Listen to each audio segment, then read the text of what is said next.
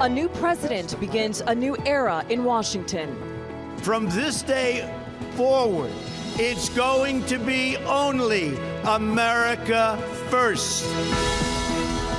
As supporters celebrate, protesters take action.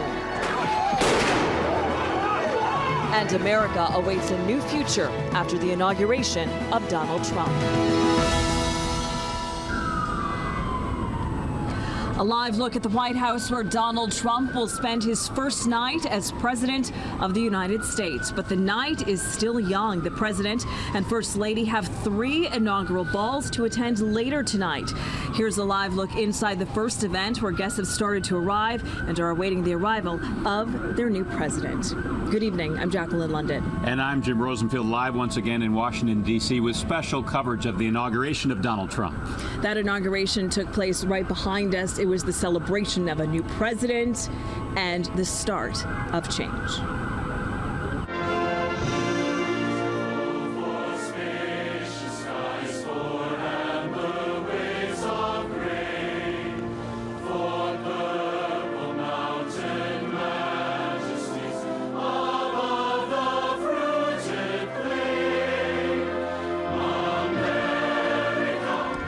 Donald John Trump, do solemnly swear that I will faithfully execute the office of President of the United States.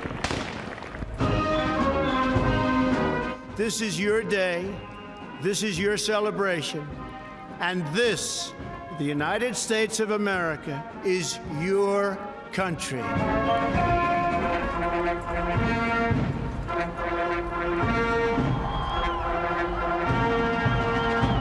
Together, we will make America strong again. We will make America wealthy again. We will make America proud again. We will make America safe again. And yes, together, we will make America great again. Thank you, God bless you, and God bless America.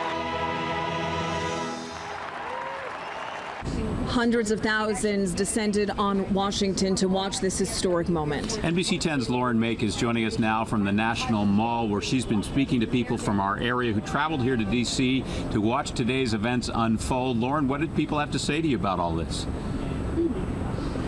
Well, Jim and Jacqueline, we watched that ceremony and the speech from here on the Mall, and we heard all of the emotions of the day. There was cheering for the new president, cheering for the outgoing president, even boos when Hillary Clinton showed up on the big screen. And there was a group from the Lehigh Valley here who came with hope for a new administration. Up against railings, along streets, they waited to see it in person. And back in this corner of the mall, a group of Lehigh Valley voters took their spot. This is the best thing that's happened since Ronald Reagan. Members of the Lehigh Valley Tea Party took a bus ride in together. What are you feeling right now? Oh, this is exciting. It's really great. I mean, you look up at the Capitol and all these people around, and we're finally going to have hopefully a conservative in the office, and it's going to limit government. They're looking to Donald Trump to usher in a new era. Have you been to an inauguration before? I have not. This is great. It's exciting. Have you wanted to come to one before? I have not had a president that I could look up to. Maybe Reagan, but I was younger. While some are here for what now President Trump represents, others we talked to came for the moment rather than the man.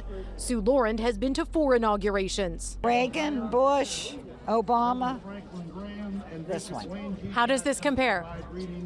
Well, it's a lot less people, and it's a lot more interesting because you have the divide in the country. So the people who are for Trump are really excited. How do you feel? We'll see. As a new administration starts, the new president will have some skepticism and some support, just like he did today.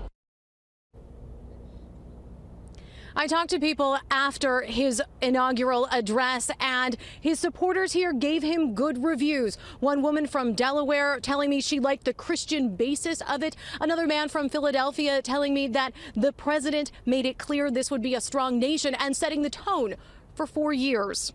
Live in Washington, D.C., I'm Lauren Make, NBC 10 News. And Lauren, yes, he definitely stayed on script during that inaugural address. Thanks, Lauren.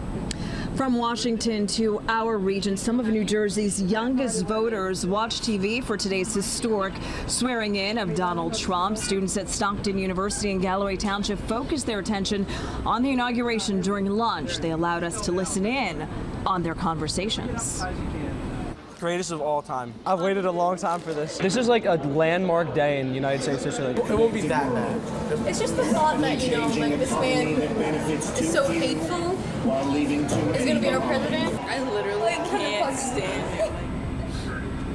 Several students expressed hope that Trump will be able to unite a nation so deeply divided. And students who aren't yet even old enough to vote understood the importance of today's events. NBC 10's Deanna Durante shows us the historic event through their eyes. We're getting a new president. I think it's exciting because we're going to have a new president. The president-elect of the United States. They don't know why it's time for a new president. Donald John Trump. It wouldn't be fair for the other people that want to be president because it would be one person. But they know it's a big day. When the president gets elected, he has to say an oath. And you may not know it by everything they're saying, but these kids have only lived long enough to know one president. He was president for your whole life. Well, I'm 8.5. I stand corrected. He's going to protect the United States and that he's going to try his hardest to make us happy. At St. Genevieve in Erdenheim, all classes had all eyes on the big screen, though some were not so sure if applause was welcome. More than 270 students in the school, and all of them watched the oath of office. The principal says it's not about Republicans or Democrats. It's about watching history. Think it's a good day. We did mention they're 8, right? And the opinions of older kids are pretty surprising, too. It could go either way. So hopefully it's good because his successes are successful. And in these classrooms, they'll be watching. I think we should trust him and hope that he'll do the best for us. In Erdenheim, Deanna Durante, NBC 10 News. All eyes were on President Trump today. Yes, but people were also curious to see how Hillary Clinton would react to all of this today. She was here in Washington, D.C. She was on stage for that oath of office, along with former President Bill Clinton. They also attended the inaugural luncheon where President Trump thanked them personally, and the crowd gave her a standing ovation. So after the oath, the lunch, the parade, now they can party. They can relax a little bit, right? Absolutely, they can, indeed. All right, here's another look live inside one of 3 inaugural balls where they're doing just that. The theme of this event is liberty, the others are freedom and the armed forces. The big question surrounding these events for some people is what will everyone be wearing? Many people focused on Melania Trump, the First Lady. Earlier today, we can tell you that the new First Lady wore a powder blue Ralph Lauren dress. She also wore matching shoes and gloves. Her style drew praise on social media, with many people saying she was channeling Jackie O.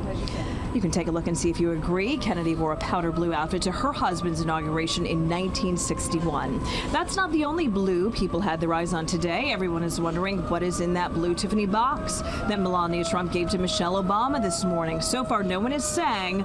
We will have to see if that remains a mystery or not. Well, as Donald Trump's presidency begins, Barack Obama's, of course, came to an end. And we want to show you some moving pictures today. White House photographer Pete Souza captured this moment of the former president flying over the White House one last time. Now, of course, the Obamas talking about their next step. Plus, welcome back, Joe. We are there as Delaware celebrates the return of its favorite son. That's coming up next on our special live coverage from Washington.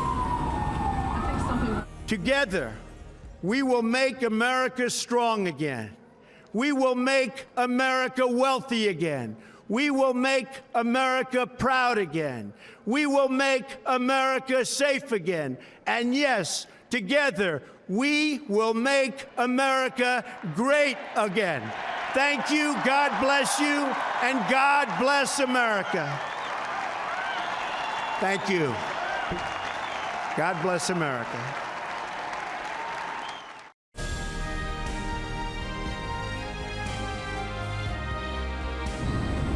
With a smile and a wave, the Obamas said goodbye. After the inauguration, the former president and former First Lady thanked supporters at Andrews Air Force Base before boarding a plane for Palm Springs, California.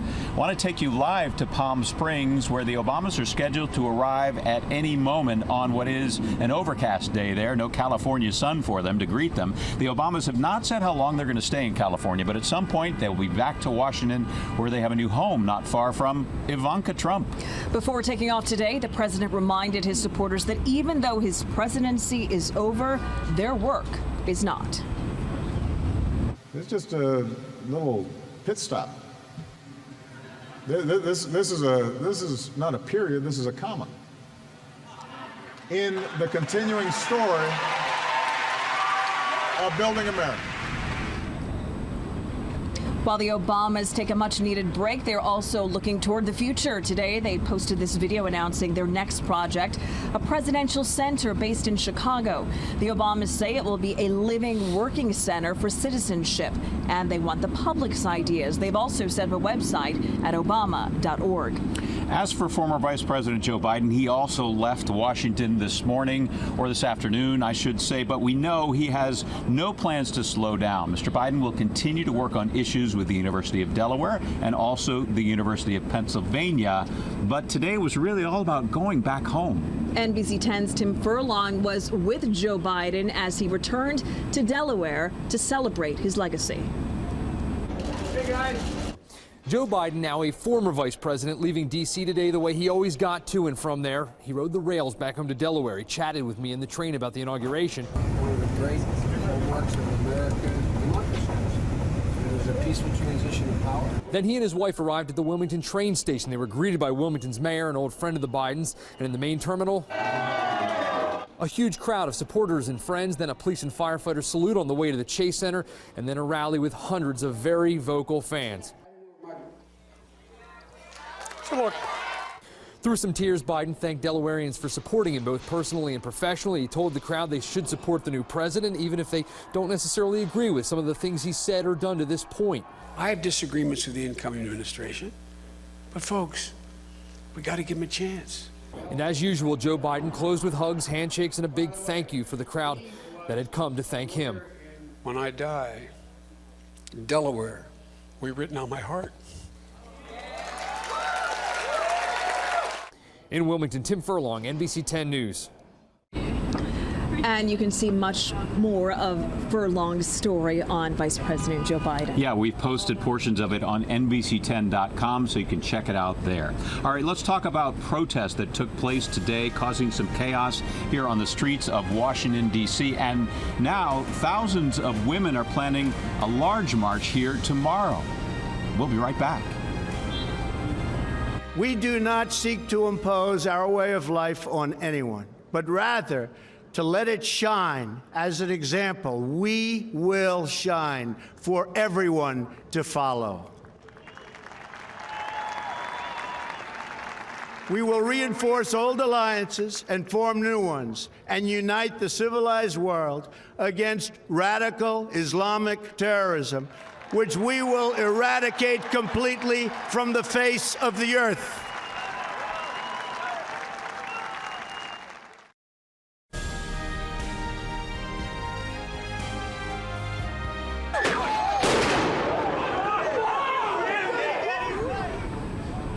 Chaos erupted in parts of Washington, D.C. today as police and protesters clashed in the streets. Police used pepper spray and flashbangs as protesters did damage to businesses and other property. At one point, a limo went up in flames. The protesters included union members from Philadelphia. We saw them confronting police and trying to block streets. They told us they have little confidence that President Trump will bring back jobs. Trump doesn't care about working people. He bankrupted casinos in Atlantic City. He bankrupted casinos in Las Vegas. We're resisting because we're fighting back as working people in this country. A calmer gathering at Independence Mall. Hundreds gathered at the historic site to voice their opposition to the new president. They demonstrated against a variety of issues, including Mr. Trump's stance on issues including immigration and women's rights. And speaking of women's rights, the biggest protest we expect tomorrow, the Women's March on Washington, expected to draw up to 200,000 people, and corresponding protests will be held around the country, including in Delaware, New Jersey, and Philadelphia, too. Meantime, a store in Washington, D.C. is helping women sort of get dressed for tomorrow's rally. It's called The Outrage. The store opened about 2 weeks ago, seen lines going out the door, and they hope to stay open even after the Women's March. The owners say they will donate part of their profits to women's rights organizations, people making their voices heard on that, also on President Trump's inaugural speech. Former Pennsylvania Governor Ed Rendell said that President Trump missed a real opportunity, and he had some advice for the new president. Hey, look, there was a lot of rhetoric, some by me, that caused that division. If I did so, I apologize, but now's the time to put all that behind us. We're one country, let's get going, let's get moving. He didn't do that, and I think he missed an enormous opportunity. What he did was give a dark, divisive speech. If you were to advise the president moving forward, what would you tell him? I would say take that iPhone and throw it in the Potomac River. No more tweeting, no more any of that stuff. Concentrate on being president. As president, as mayor, as governor, people are going to say bad things about you. That's part of the job, just like, dust is for a coal miner. Let it roll off your back. Well, given Mr. Trump's love of tweeting, we'll have to see if he takes Mr. Rendell's advice, but I kind of doubt it. In fact, he has a new Twitter account ready to go. We'll show you some of the messages that he's already put out. That's next as our coverage continues here live from Washington, D.C. We assembled here today are issuing a new decree to be heard in every city, in every foreign capital, and in every hall of power. From this day forward, a new vision will govern our land. From this day forward, it's going to be only America first. America first.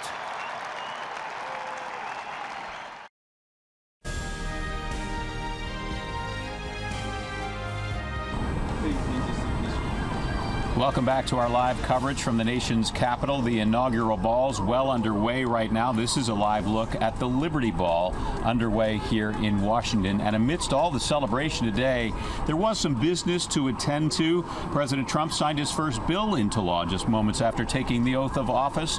That one paves the way for retired General James Mattis to serve as Secretary of Defense. And just moments ago, in fact, he was sworn in by Vice President Pence along with John Kelly as Homeland Security Secretary.